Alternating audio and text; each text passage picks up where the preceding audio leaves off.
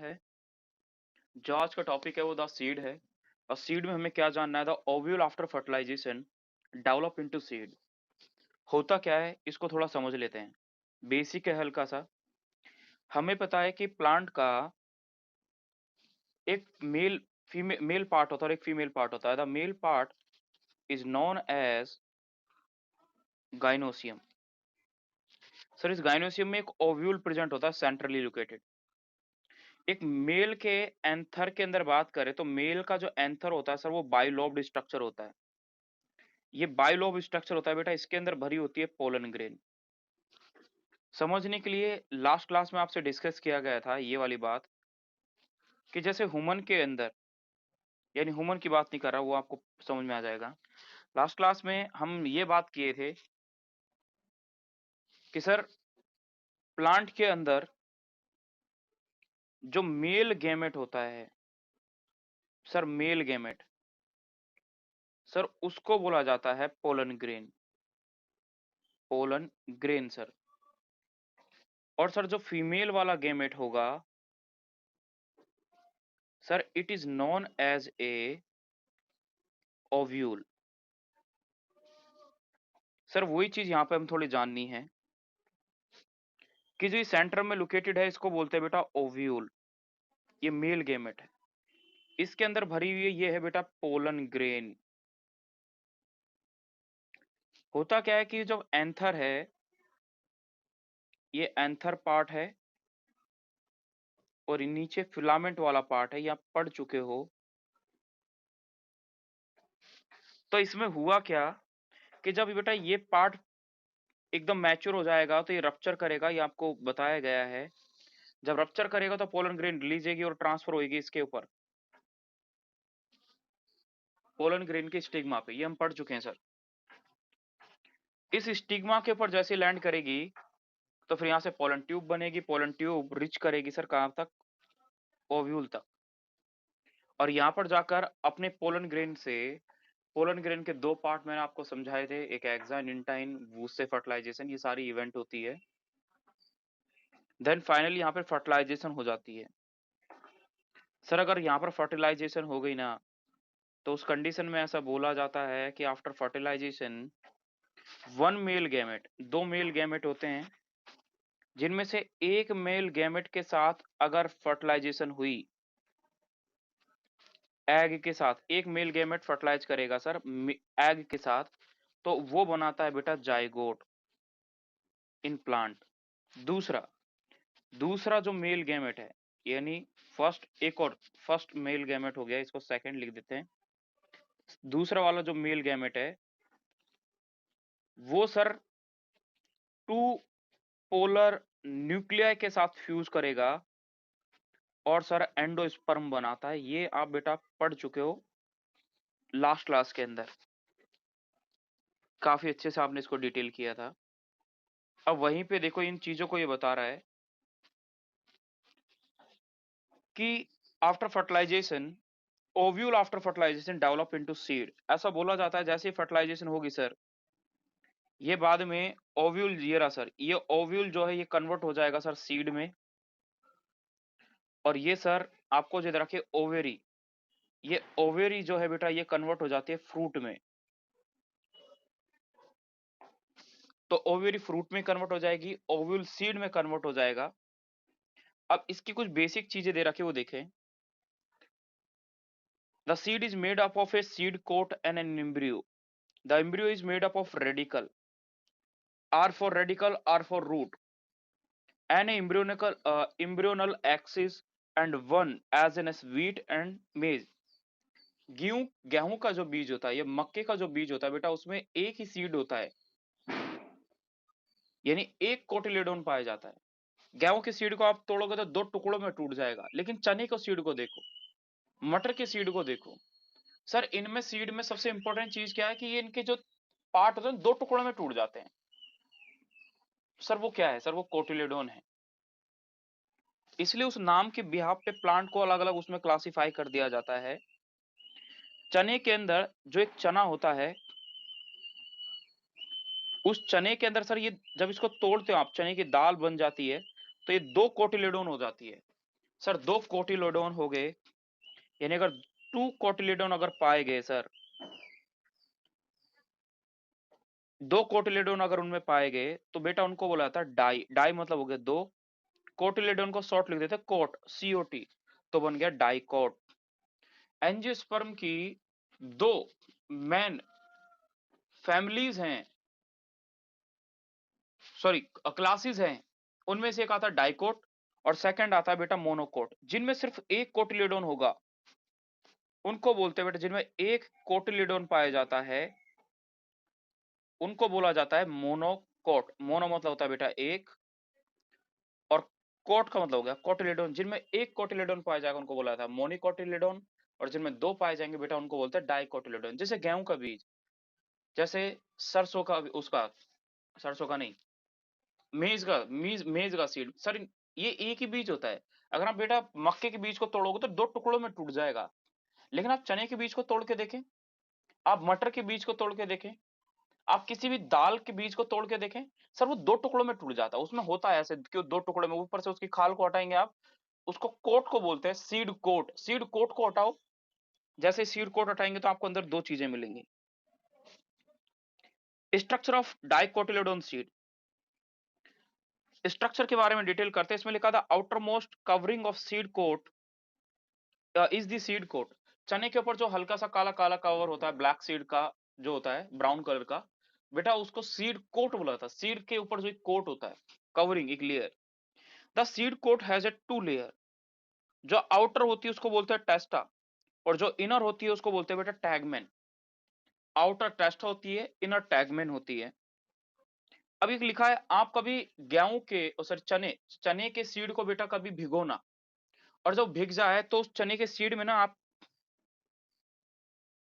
यहां पर इस वाली पोर्शन पे, जहां पे ये मैंने अभी एक डॉट सा बनाया है, ये बना रहा हूं मैं, अलग कलर से बना देता हूं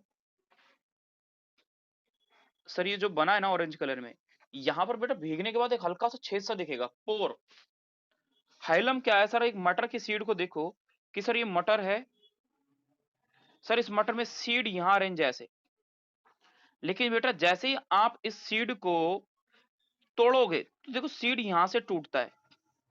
सर यहां से टूटता है तो एक हल्का सा देखो यहाँ पे सबूत रह जाता है कि देखो ये यहां से टूटा, बेटा उस रीजन को बोला जाता है हाइलम। जब इस रीजन से ये टूट के गया तो इसको बोला गया सर हाइलम, और इस हाइलम से जब ये टूट के जाएगा तो एक हल्का सा निशान तो रह जाएगा कि ये टूटा हुआ सीड है बेटा। इसलिए लिखा हुआ ये निट का क्वेश्चन रहा है कि हाइलम क्या है। हाइलम एक स्कार है, हाइलम एक धब्बा सा दिखेगा, छोटा सा पोर दिखेगा। Hilum is a scar, scar मतलब धब्बा है कोई, एक स्पॉट है on the seed coat through which the developing seed were attached to the fruit. देखो इसी के थ्रू तो फ्रूट अटैच्ड है बेटा। जो ये पी प्लांट की फली है, इस फली के अंदर बेटा सीड कैसे अरेंज है, यहां से अरेंज है, आपको दिख रहा है। आगे बोला गया है above the hilum is a small pore that is called micropyle. वहीं पे एक माइक्रोपाइल रीजन भी होता है। उस माइक्रोपाइल रीजन का क्या काम होता है? आपने कभी चने भिगो के देखे होंगे तो आपने देखा होगा बेटा, कुछ चने जो होते हैं ना भीग जाते हैं, कुछ चने नहीं भीगते। सर ऐसा क्यों होता है?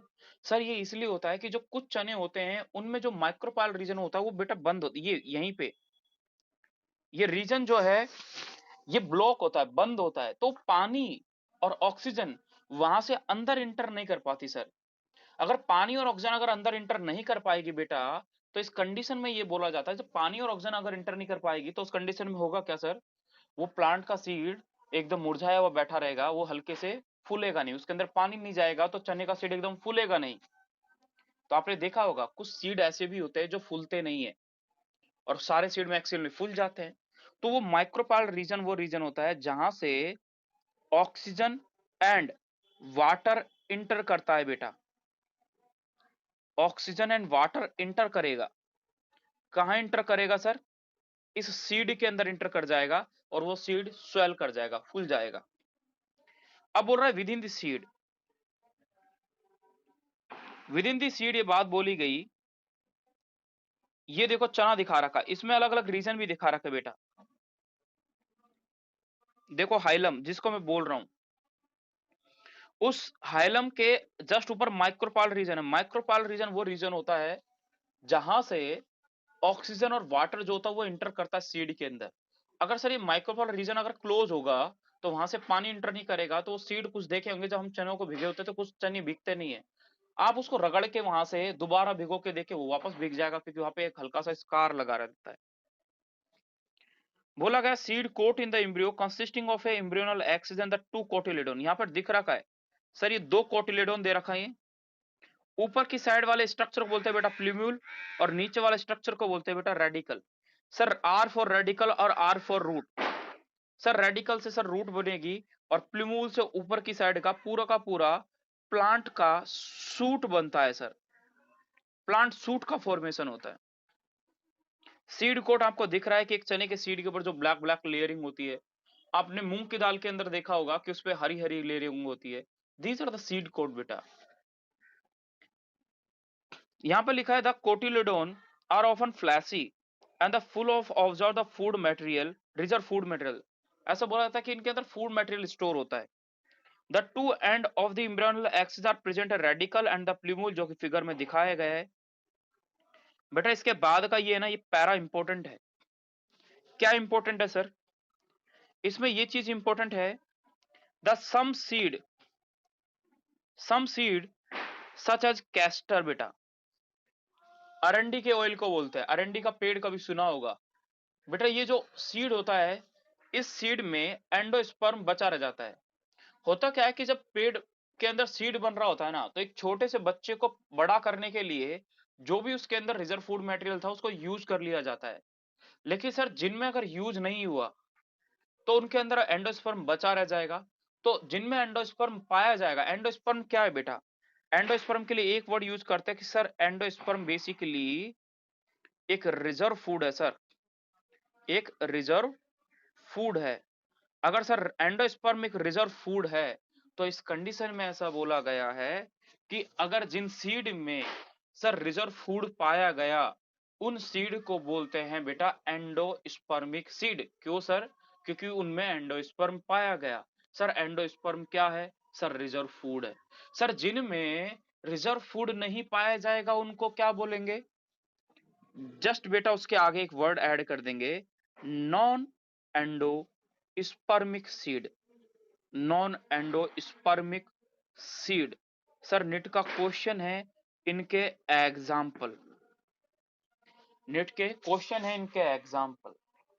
समझते हैं सर कौन कौन से एग्जाम्पल हैं, और आगे आपको मैं वही रटाऊंगा, इसलिए मैंने बोला था इस क्लास में बहुत सारी इंपॉर्टेंट चीज आपको सीखने को मिलेगी। उनमें से एक चीज यहां पर यह भी है कि लिखा है कि in some seed such as castor. बेटा पहला एग्जाम्पल मिला castor. The endosperm formed as a result of double fertilization. Sir endosperm कैसे बना? सर डबल फर्टिलाइजेशन, पहले थोड़ी देर पहले मैंने बेटा एक वर्ड बताया था कि एक मेल गैमेट फ्यूज करेगा एग के साथ तो एक फर्टिलाइजेशन हो गई सर, तो वहां पे जायगोट बन जाएगा। सर दूसरा जो मेल गैमेट है वो पोलर न्यूक्लियाई के साथ फ्यूज करेगा तो सर वहां पे एंडोस्पर्म बनेगा। सर दूसरी फर्टिलाइजेशन हो गई, that's why their name is a double fertilization. NET का क्वेश्चन था, double fertilization is a peculiar characteristic of, ये सिर्फ एंजियोस्पर्म में देखा जाता है sir.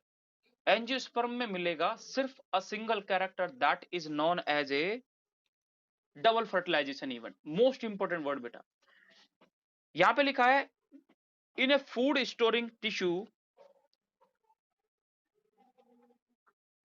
And called endospermic seed. जिनमें फूड स्टोर पाया जाएगा टिश्यू के अंदर उनको एंडोस्पर्मिक सीड बोल देंगे। इन सच प्लांट, सर लिखा है नाम बीन, ग्राम एंड पी। एक वर्ड पढ़ते हो बेटा, सुनते हो, बी जे पी। एक पार्टी है बेटा इंडिया में बीजेपी, आप उस हिसाब से याद रखोगे बी जी एंड पी। बस जे की जगह नाम साउंड वही है, जे और जी, जे की जगह जी बोलोगे। Sir B for bean, G for gram, gram मतलब चने को बोलते हैं, पी फॉर मटर, तो मटर, तो बी जी पी आप ऐसे याद रखोगे कि दीज आर। और एक बेटा कैस्टर ऊपर पड़ा है, कैस्टर बेटा सबसे ज्यादा इंपॉर्टेंट एग्जांपल है। ये निट में आ चुका है ऑप्शन में, और यही पूछा गया था एंडोस्पर्मिक सीड इज। क्यों बोला गया सर? सर ऐसा क्यों बोला गया? ऐसा बोला जाता है कि कुछ प्लांट के अंदर जितने भी डाइकोट हैं, ऑल डाइकोट प्लांट के जितने भी एग्जाम्पल हैं, वो सब के सब बेटा मोनोकोट यानी नॉन एंडोस्पर्मिक और एंडोस्पर्मिक से ही हम बताएंगे, डाइकोट और मोनोकोट का वो थोड़ी देर बाद में हम देखेंगे। कैस्टर जो है ना बेटा, it is a monocot. Sir castor अगर मोनोकोट का एग्जाम्पल है और ये तीनों के तीनों डाइकोट के एग्जाम्पल हैं, तो ये बेटा एक्सेप्शन है बेटा। ऐसा बोला जाता है कि डाइकोट के अंदर सिर्फ एंडोस्पर्मिक सीड देखे जाते हैं, ठीक है, और मोस्टली एंडोस्पर्मिक सीड मिलेंगे डाइकोट में। इसको हम आगे थोड़ा और कंपैरिजन करके मैं आपको और अच्छे से बताऊंगा, तो आपको ये चीज यहां पे याद हो जाएगी। कुछ में बोला गया endosperm is not present in a mature seed such as seed is called non endospermic seed. उन सीड में जिनमें एंडोस्पर्म नहीं पाया जाएगा सर, उनको नॉन एंडोस्पर्मिक बोलेंगे। बेटा सबसे पहली चीज क्या डेफिनेशन याद करनी है सर, बस 2-3 कीवर्ड याद रखने, वही उसकी डेफिनेशन होती है सर। इसको एज इट इज नहीं रटना, ऑब्जेक्टिव पेपर है, थ्योरी वाला पेपर नहीं है, इसलिए थ्योरी के हिसाब से नहीं रटूंगा मैं। ये आपके लिए कीवर्ड है, अभी के लिए समझना इसी चीज को है बेटा। मोनोकोट का जो स्ट्रक्चरल सीड है, इट्स अ मोस्ट इंपॉर्टेंट बेटा।